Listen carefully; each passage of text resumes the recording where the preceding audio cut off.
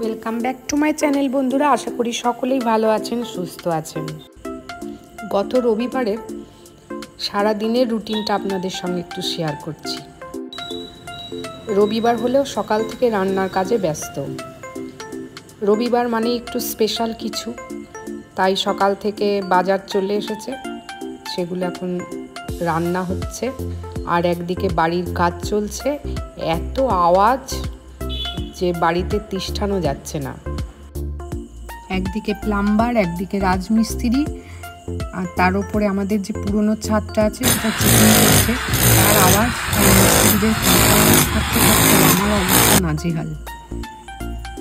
আর এই আওয়াজ চলছে একদিকে, অন্যদিকে দেওয়ালে ঠুকঠাক পাইপ লাগানোর আওয়াজ,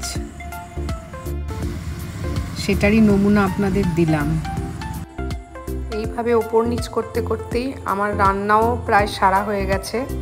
আজকে করেছি মূলো ভাজা, পটল ভাজা, পোস্তর বড়া, আলু সেদ্ধ, পেঁপে সেদ্ধ আর মাটন। শাশুড়ি মাকে পাঠালাম, 2 কাকু আছে তাদেরকে পাঠালাম মাংসর ঝোল। তারপরে আমরা খেতে বসলাম। খাওয়া সেরে একটুখানি রেস্ট নিয়ে নিলাম।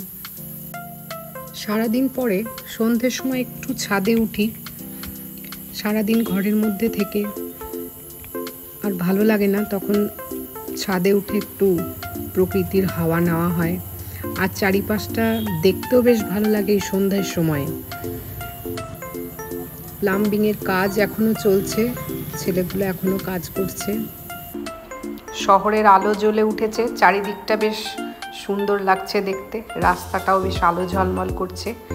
আর আমাদের বাড়ি থেকে না বক্রেশ্বর তাপবিদ্যুৎ কেন্দ্রটা বেশ দেখা যায় আলোটা, তো দূর থেকে এই রাত্রের সময়ে ওটা বেশ সুন্দর লাগে দেখতে। এখনকার স্ট্রিট লাইটগুলো বেশ জোরালো, সারা রাস্তা আলোয় একদম ঝলমল করে। আর ওই যে আমাদের বক্রেশ্বর তাপবিদ্যুৎ কেন্দ্রটা দেখা যাচ্ছে, দেখুন কি সুন্দর লাগছে। আর আজকের দিনে আরেকটি ঘটনাও ঘটেছে। আমার এক ছাত্রী মৌসুমী, সে চাকরি পাওয়ার পর আমার জন্য এক প্যাকেট মিষ্টি, একটা ব্লাউজ আর একটা শাড়ি নিয়ে এসেছে। আমরা যখন গ্যাংটকে বেড়াতে গেছিলাম তখনও আমায় ফোন করেছিল আমাদের বাড়ি আসবে বলে, কিন্তু সেই সময় ছিলাম না। আজ হঠাৎ ওর আগমন দেখে আর এত উপহার আমার জন্য এনেছে বলে আমি সত্যিই ভীষণ আপ্লুত হয়েছি। আপনাদের কেমন লাগলো অবশ্যই জানাবেন। মৌসুমীর দেওয়া এই উপহারগুলি আমার কাছে কিন্তু অমূল্য।